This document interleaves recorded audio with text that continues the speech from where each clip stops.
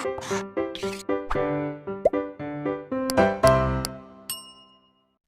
everyone, I am Vidushi and you are watching the YouTube channel of Blueprint Digital. This is the English lecture series for class 9th and today we will be covering the third poem from a Beehive book, which is titled Rain on the Roof. It is written by the American poet Coates Kinney. But before we begin, I would like to recommend and suggest you to do two things. First one being कि आप हमारे channel को like करें, उसे share करें और subscribe करें, जिससे कि जो भी न्यू एंड अपडेटेड कंटेंट हमारे चैनल पे पोस्ट होता है, new informative videos and lecture जो पोस्ट होते हैं चैनल पे, वो आप मिस ना करें और आपको रेगुलर नोटिफिकेशंस आते रहें. Okay. Second important thing is कि आप अपनी बुक और नोटबुक अपने साथ लेके बैठें. अगर अभी तक नहीं लेके आए हैं तो वीडियो पॉज करके उनको लेके आएँ, बिकॉज जब आप वीडियो देखते देखते अपने खुद से नोट्स बनाएंगे, ठीक है, स्क्रिबल करेंगे अपनी नोटबुक में the important stuff, right, the important paragraphs, ठीक, इम्पॉर्टेंट पॉइंट्स जो आप लिखना चाहते हैं इस लेक्चर से, तो आगे जाके while you will be revising this particular lecture, this particular poem, तो आपका काफ़ी टाइम सेव होगा and you can refer to them any time you want. Okay. So rain, जब ये शब्द सुनते हैं बारिश, ठीक है, तो उससे हमारे दिमाग में क्या चीज़ें आती हैं? वेल, मोस्टली लोगों को बारिश जो होती है वो काफ़ी पसंद होती है. And I am saying mostly because काफ़ी लोग ऐसे भी हैं and I know few people जिनको नहीं पसंद and they find it a bit of disorderly, कि जो है बहुत ही मर्की हो जाती है, राइट. बट जिन लोगों को पसंद होती है वो बहुत अच्छे से बारिश एंजॉय करते हैं. एंड इवन दी अडल्ट्स, और हम लोग और बच्चे जो होते हैं, ठीक है, सबकी लाइफ में एक ऐसा फेज आता है जब वो बारिश को एंजॉय करते हैं, सबकी मतलब मोस्टली लोगों की में, ठीक है. और बारिश के टाइम में उनके पास डिफरेंट डिफरेंट मेमोरीज होती हैं जो बारिश जो है उनको याद दिलाती है, जो बारिश लेके आती है. जैसे कि बारिश के टाइम में पेपर बोट्स बनाना, राइट, स्कूल से भीगते हुए आना, राइट, या फिर पार्क में जाके खेलना. सो डिफरेंट डिफरेंट मेमोरीज जो होती हैं वो आप एसोसिएट कर सकते हैं बारिश के साथ, या वो रिसेंट की हो या फिर वो बहुत पुरानी हो. और बारिश जो है ऐसी ही यादों को वापस लेके आती है, ऐसी ही मेमोरीज को रिवाइव करती है, रिफ्रेश करती है. ओके. सो कोट्स किनी जो एक अमेरिकन पोएट तो थे he was also a lawyer, politician and journalist, right. वो एक मल्टी टैलेंटेड पर्सन थे जिन्होंने काफ़ी डिफरेंट करियर में जो है काफ़ी एक्सेल किया. ओके. सो उनकी जो ये पोएम है रेन ऑन द रूफ, जैसे आप टाइटल से समझ गए होंगे, this poem basically talks about rain जो कि रूफ पे पड़ती है, बारिश पे पड़ती है. ओके. सो हमारे जो पोएट हैं वो अपने कॉटेज में है, वो अपने घर में हैं, और उनकी छत पे जब बारिश की बूंदें पड़ती हैं, जब बारिश पड़ती है, तो वो उन्हें, जैसे मैंने भी डिस्कस किया, कि वो उन्हें पुरानी बातों में, पुरानी यादों में लेके जाती है. It revives his old memories, ठीक है. वो उनको कुछ पुराने लोगों की जो उनके साथ नहीं है उनकी याद दिलाती है, ठीक है. और काफ़ी जो है एक नॉस्टैल्जिक सा एनवायरनमेंट क्रिएट हो जाता है. ओके. सो ये जो पोएम है ये बारिश के बारे में है, स्पेशली वो बारिश जो जब आप घर पे बैठे होते हो और वो छत पे पड़ती है और वो आपको बहुत सारी चीज़ों को याद दिलाती है जो अब पास्ट में हो चुकी हैं, जिनके आप बस अब यादें ही बाकी हैं, एंड उन लोगों की भी याद दिलाती है जो आपके साथ हुआ करते थे, जैसे कि पोएट को दिलाती है. ओके.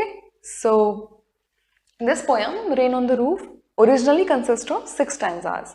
कोट्स किनी ने इस पोएम को 6 स्टैंजाज में लिखा है, बट आपकी जो टेक्स्ट बुक है बीहाइव उसमें 3 ही कवर किए गए हैं. सो हम इस लेक्चर सीरीज में उन 3 स्टैंजाज को ही डिस्कस करेंगे. Okay. So let's begin with the central theme of the poem now. Central theme is basically the idea जिस पे ये poem based है, central idea जो है poem का. Okay.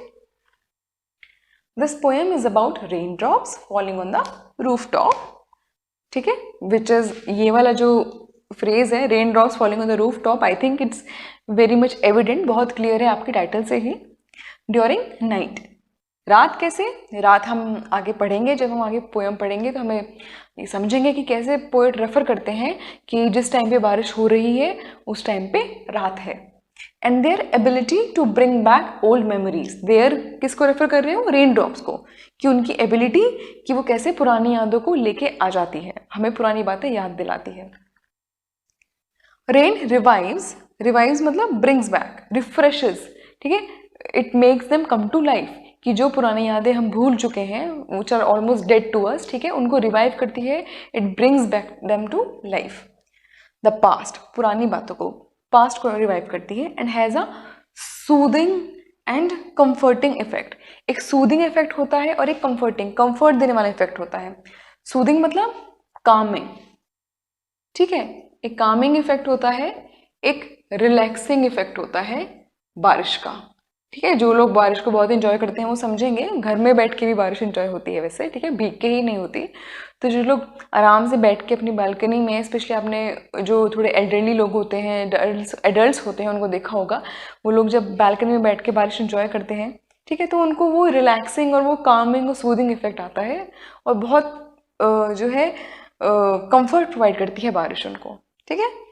दो it itself appears to be tears of the sky, it मतलब बारिश, रेन हेल्प्स मिटिगेट पेन, बोलते हैं कि हालांकि बारिश जो है वो खुद से ऐसी लगती है जैसे बादल और जैसे आसमान है वो रो रहा है, ठीक है, और वो आसमान के आंसुओं की तरह लगती है। एंड ये वाली बात भी, ये वाला जो कंपैरिजन है, ठीक है, ये भी पोएट ने, आगे हम पढ़ेंगे कि कैसे उस चीज़ को उन्होंने हाईलाइट किया है कि कैसे बारिश जो है आंसुओं की तरह लगती है, ठीक, बट वो खुद आंसुओं की तरह लगती है, yet it helps mitigate pain. Mitigate pain मतलब टू रिड्यूस, ठीक है, रिड्यूस पेन या लेसन पेन, एलिवेट पेन, ठीक है। तो वो खुद तो हालांकि आंसुओं की तरह लगती है, बट वो बहुत मदद करती है, ठीक है, वो हेल्प करती है दुख को, पुरानी यादों को, जो थोड़ी दुख भरी यादें हैं या जो दुख भरा दर्द है जो प्रेजेंट में भी है, उसको कम करने में, ठीक है, और काफ़ी हद तक जो है उसमें सक्सेसफुल भी होते हैं, बिकॉज वो आपको डाइवर्ट भी कर देती है अपने दुखों से, अपने जो प्रॉब्लम्स हैं उनसे, एंड आप उसको इन्जॉय भी कर पाते हैं, ठीक है। तो वो जो इन्जॉय का मोमेंट होता है, रेन को इन्जॉय करने का मोमेंट, उसमें आप अपनी सारी जो नेगेटिव हो रहा है आपके लाइफ में या जो नेगेटिव पास्ट है उसको भूल के इन्जॉय करते हैं। तो रेन एक तरह से हेल्प भी करती है उस पेन को कम करने में। ओके, तो this was the central theme of your poem. आपको बोर्ड से कुछ नोट करना है, आप नोट कर लीजिए, step aside, and then will move on to the stanzas and their explanation. Okay, let's now read what does the first stanza say. When the humid shadows hover over all the starry spheres, and the melancholy darkness gently weeps in rainy tears, what a bliss to press the pillow of a cottage chamber bed and lie listening to the patter of the soft rain overhead. So this is your first stanza. इसमें जो हमारे poet हैं कोट्सकिनी क्या कहते हैं? When the humid shadows hover, humid मतलब जो कोई भी चीज़ इसमें मॉइस्चर होता है, ठीक है, so something which is full of moisture. Moisture क्या होता है? नमी जिसे कहते हैं, ठीक है। तो when the humid shadows hover, shadows यहाँ पे किसको रेफर कर रहे हैं? परछाई को कहते हैं, ठीक है। होवर मतलब मूव अराउंड समथिंग, जैसे बीज जो है वो फ्लावर्स के अराउंड होवर करती हैं, वॉस्प जो है वो होवर करते हैं, ठीक है। तो हिंदी में बोलने जैसे मंडराना जिसे बोलते हैं, तो जैसे बीज जो है मंडराती हैं, ठीक है। तो होवर मतलब किसी की चीज़ के आसपास घूमना, आसपास मंडराना, move around something. So when the humid shadows, इस फ्रेज से वो क्या रेफर कर रहे हैं पोएट कोट्सकिनी? वो बोल रहे हैं क्लाउड्स को। क्यों? क्योंकि ह्यूमिड शेडोज कैसे हैं? वो ह्यूमिड इसलिए है because this are full of moisture, and वो शेडोज इसलिए है बिकॉज वो नीचे से ऐसी लगती है परछाइयाँ आ रही हूँ, ठीक है, ऐसे स्मोक से लगते हैं, कॉटन कैंडी सी लगते हैं, ठीक है। तो वो बोल रहे हैं कि ह्यूमिड शेडोज से उनका मतलब है फुल ऑफ मॉइस्चर, कि जब जो बारिश से भरे हुए, and why are the humid? The clouds are humid because they are full of raindrops and they are about to bring rain, ठीक। सो जब वो बारिश से भरे हुए, बूंदों से भरे हुए जो क्लाउड्स होते हैं वो आसमान में छाते हैं, वो आसमान में मंडराते हैं। Over all the starry spheres, starry spheres से he is referring to, this phrase is referring to the night sky. Why? हमने थीम में समझा था ना कि ये जो पोएम है ये इसमें जो बारिश का टाइम है वो रात बताया गया है। ये जो पोएम का डिस्क्रिप्शन है, विजुअल डिस्क्रिप्शन है, जो टाइम है टाइम ऑफ द डे का वो रात है। और ये हमें इस फ्रेज से पता चलता है, starry spheres. Why? Because stars जो हैं, तारे जो होते हैं, हमें किस टाइम पे दिखते हैं? रात के टाइम में, राइट। और स्पेयर्स क्यों बोला गया है स्काई को? क्योंकि आई एम श्योर हम सबने पढ़ा होगा ज्योग्राफी में, सोशल साइंस में, दैट द एटमोस्फेयर जो होता है, जो अर्थ को सराउंड कर रखता है atmosphere, it is made of different layers, ठीक है, जिनको स्फेयर्स बोलते हैं। तो एटमॉस्फेयर भी एक स्फेयर ही है, ठीक है। तो स्टारी स्फेयर्स मतलब वो स्फेयर जहाँ पे आपको सितारे दिखते हैं, ठीक है, वो आपके ऊपर होता है, वो आसमान आपके ऊपर होता है। और वो किस टाइम पे होता है? रात के टाइम में, बिकॉज रात के टाइम पे आपको तारे दिखते हैं, right. So starry spheres is basically referring to the night sky, कि जब जो ह्यूमिड शैडोज हैं, जो बारिश से भरे हुए क्लाउड्स हैं, वो होवर करते हैं रात के स्काई में, नाइट स्काई में, स्टारी स्फेयर्स में। एंड द मेलनकली सैडनेस, मेलनकली मतलब लॉन्ग लास्टिंग सैडनेस, ठीक है। सैडनेस जो होती है, स्पेशली वो जो दुख, वो जो सैडनेस होती है जो बहुत टाइम से चली आ रही होती है और जो लगता है कि कभी ख़त्म ही नहीं होगी, चली जाती है, ठीक है, जो बहुत लंबा, बहुत गहरा जो दुख होता है, ठीक है। तो ऐसा जो एनवायरनमेंट, ऐसा जो एटमॉस्फेयर होता है, जब ऐसा लगता है कि सब बहुत लो है, बहुत डाउन सा है, सब बहुत सैड सैड है, और ये ऐसी सैडनेस वाली फीलिंग आती है जो आपको लगता है कि ख़त्म नहीं होगी, तो उसको बोले मेलनकली डार्कनेस। तो मेलनकली मतलब लॉन्ग लास्टिंग सैडनेस। तो ऐसी वाली डार्कनेस, ऐसे वाला अंधेरा छा जाता है जो बहुत ही दुख को रिप्रेजेंट करता है, और ऐसे दुख को जो लगता है कि कभी ख़त्म ही नहीं होगा और काफ़ी टाइम से चले भी आ रहा है, इट इज़ लॉन्ग लास्टिंग, कि आगे भी लंबा चलेगा और लंबे समय से चला भी आ रहा है, ठीक है।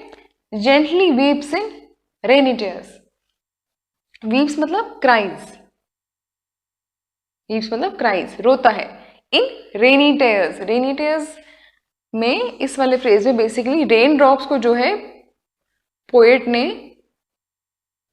इक्वेट किया है टीयर्स ऑफ नाइट स्काई से, ठीक है। वो बोल रहे हैं कि यहाँ पे जो बारिश की बूंदें हैं वो बेसिकली आंसू हैं, these are tears, rainy tears. मतलब बेसिकली एक तरह से मेटाफर यूज हुआ है जहाँ पे वो रेन ड्रॉप्स को कंपेयर कर रहे हैं टीयर्स से, ठीक है, कि वो रोते हैं in the form of tears which are basically the rain drops, ठीक है। तो जो रेन ड्रॉप्स हैं, जो रेन है, जो बारिश की बूंदें हैं, वो आसमान के लिए आंसू की तरह है।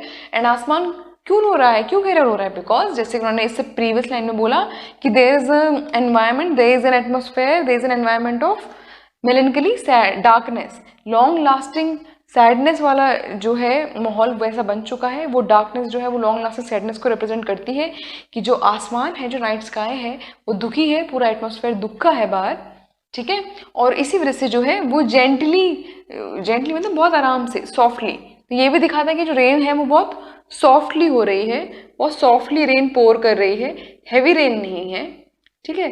तो बहुत सॉफ्टली जो आसमान है वो रो रहा है, एंड उसके जो रेन ड्रॉप्स हैं वो बेसिकली उसके आंसू हैं, राइट।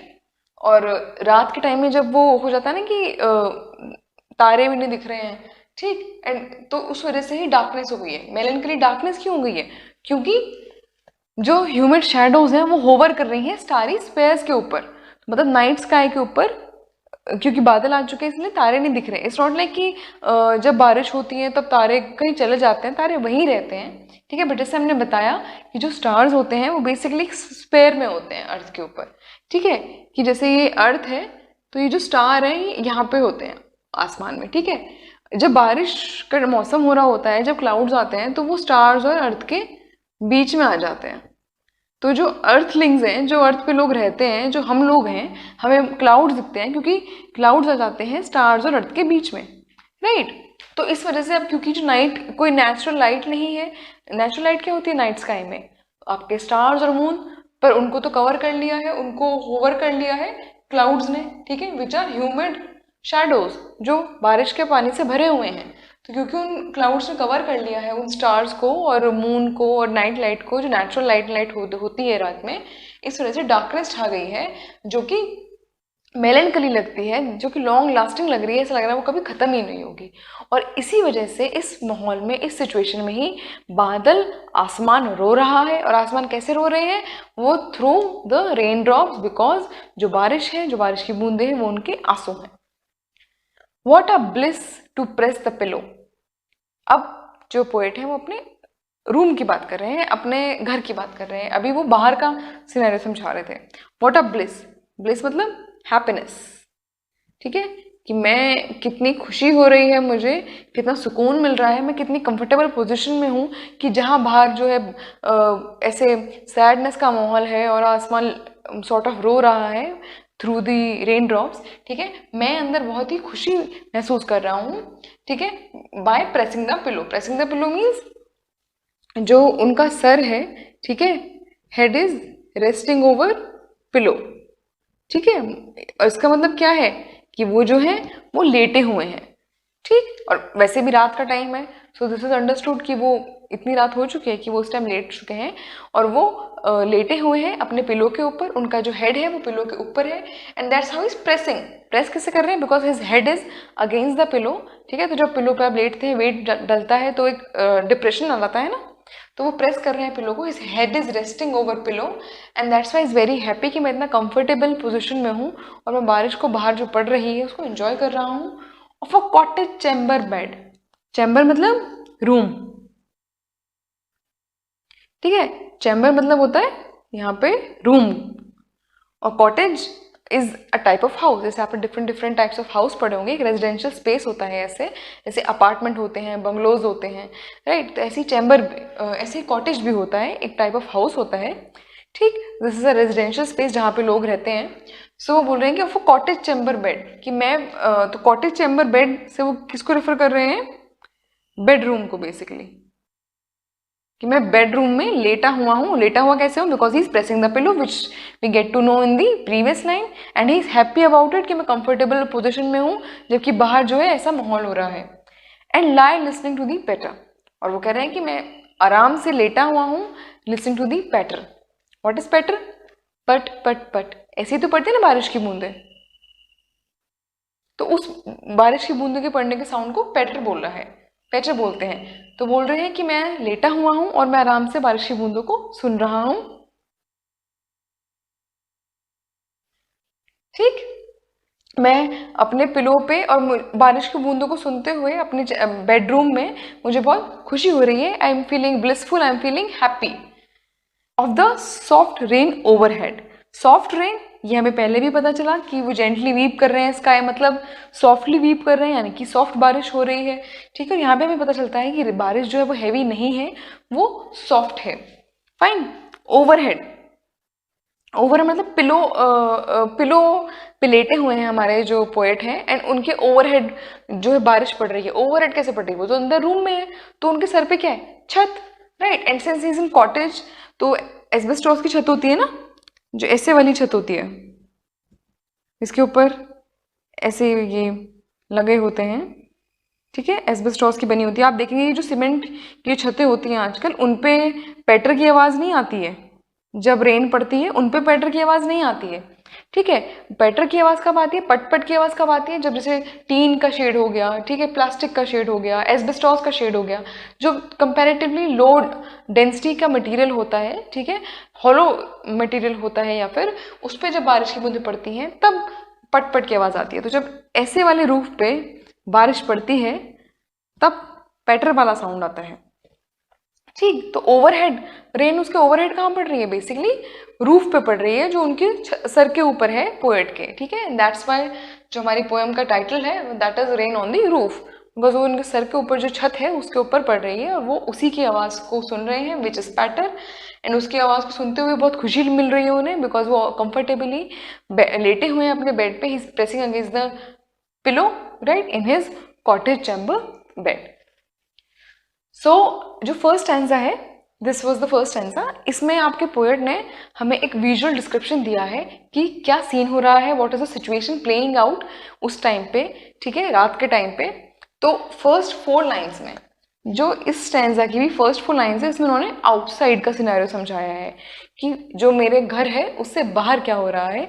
बाहर बादल छाए हुए हैं, जो स्टार्स हैं वो विजिबल नहीं है, और डार्कनेस है इस वजह से, क्योंकि स्टार्स विजिबल नहीं है, there is no night light, natural night light available, इससे डार्कनेस है, जो बहुत ही सैडनेस का माहौल है जिसकी वजह से, और ऐसा लग रहा है कि जो बारिश पड़ रही है वो एक्चुअली में स्काई के आंसू हैं, बिकॉज वो बहुत ही सैड फील कर रहा है।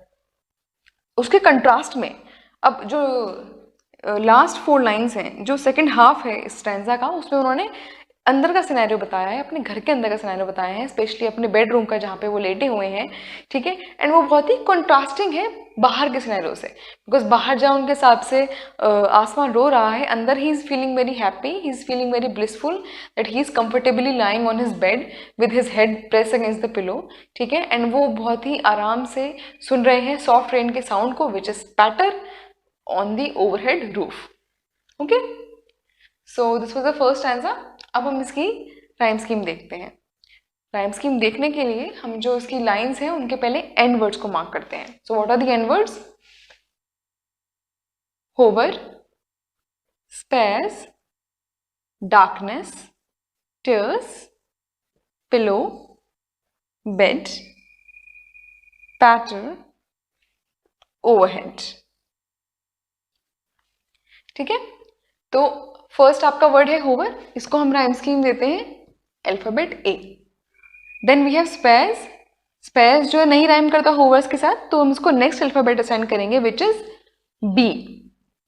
देन वी हैव डार्कनेस, ठीक है, और डार्कनेस नहीं राइम करता किसी के भी साथ, तो हम इसको ना ही होवर के साथ राइम करता है और ना ही स्पेयर्स के साथ, तो हम इसको नेक्स्ट अल्फाबेट असाइन करेंगे which is C. Then we have tears. Tears rhymes with spheres and spheres has a rhyme scheme of B. Hence, the rhyme scheme of fourth line is also B. तो हम इसको B alphabet assign करेंगे. Then we have pillow and pillow doesn't rhyme with hover, spares, darkness और tears. तो A, B, C किसी भी rhyme scheme के साथ वो rhyme नहीं करता है, इसलिए हम pillow को rhyme scheme assign करेंगे next alphabet की, which is D. Right? Then we have bed. And bed does not rhyme with either of the rhyme scheme which has occurred पहले, ना वो A, B, C, D किसी के साथ भी rhyme नहीं करता है, तो हम इसको नेक्स्ट राइम स्कीम असाइन करेंगे, नेक्स्ट अल्फाबेट असाइन करेंगे which is E.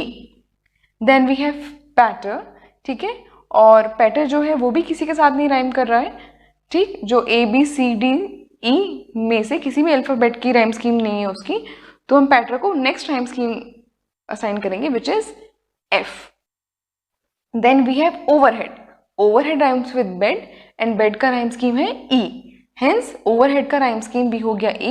So the rhyme scheme of the last line is E. Okay. So आपके first stanza की rhyme scheme क्या हो गई? A B C B D E F E. Right? A B C B D E F E. तो ये आपकी rhyme scheme हो गई फर्स्ट स्टैंजा की। ओके, आई होप आपको समझ आ गया होगा कि हमने ये कैसे फिगर आउट करी है राइम स्कीम। मूविंग फॉरवर्ड, जो सेकंड इसमें पोएट्री डिवाइस है इस स्टैंजा में, वो जो यूज हुआ है दैट इज एलिट्रेशन। एलिट्रेशन क्या होता है? I am sure we all are aware of alliteration. It is a very common poetry device which is been used by poets and बहुत ही फ्रीक्वेंटली यूज होता है। क्या होता है एलिट्रेशन? इसमें जब दो या दो से ज़्यादा वर्ड्स जो आसपास आ रहे होते हैं उनकी बिगनिंग सेम कॉन्सोनेंट साउंड से होती है, उस पर्टिकुलर सिचुएशन को एलिट्रेशन बोलते हैं, right? That is when two or more words occurring together have the same consonant sound beginning, then that poetry device is called as alliteration. यहाँ पे alliteration आपका 4 जगह पे है। सबसे पहला है फर्स्ट स्टैंजा में ही ह्यूमिड होवर। ह्यूमिड होवर, तो ह एच साउंड का जो है रेपिटेशन हो रहा है, एच साउंड का रेपिटेशन हो रहा है, राइट? Humid hover. नेक्स्ट आपकी राइम स्कीम है सेकेंड लाइन में ही starry spheres.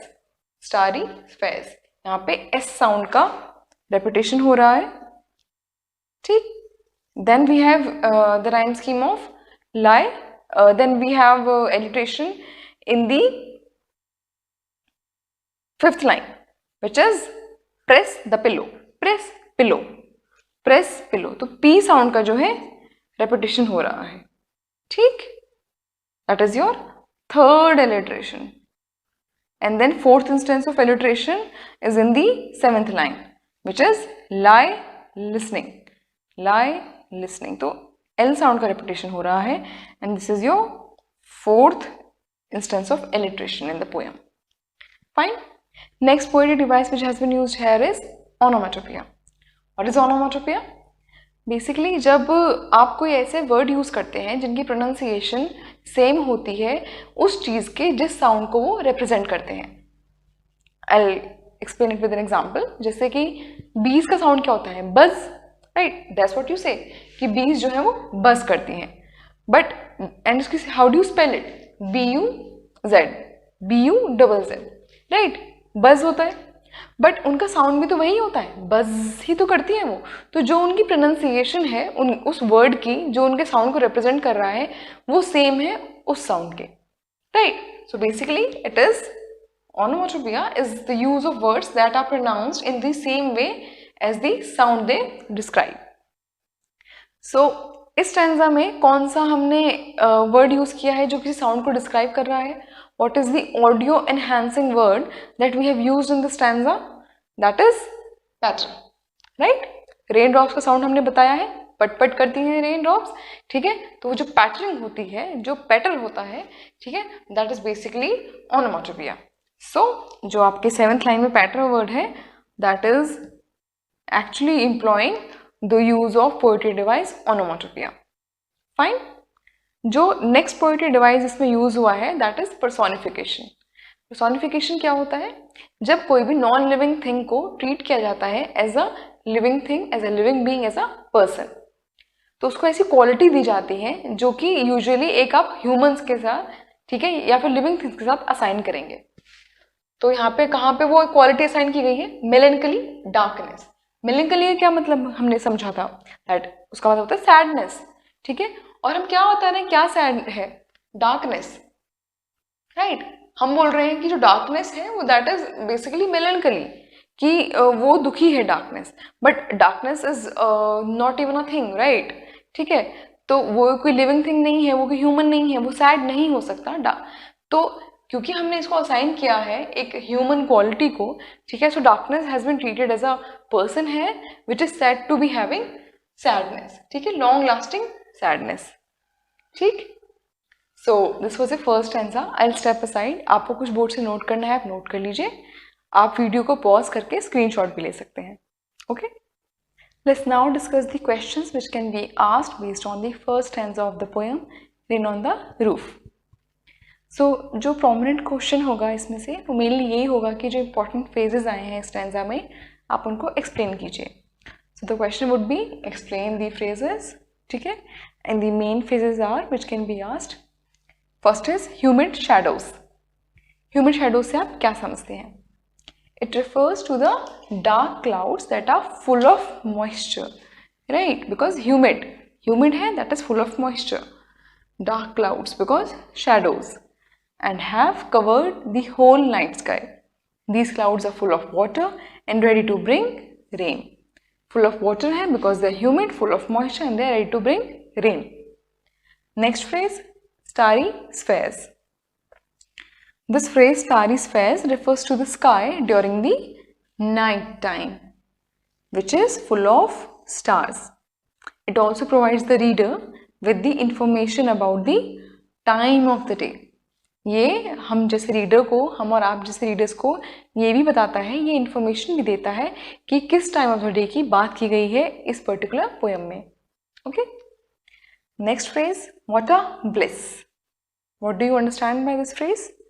It suggest that the poet is happy and feels blessed.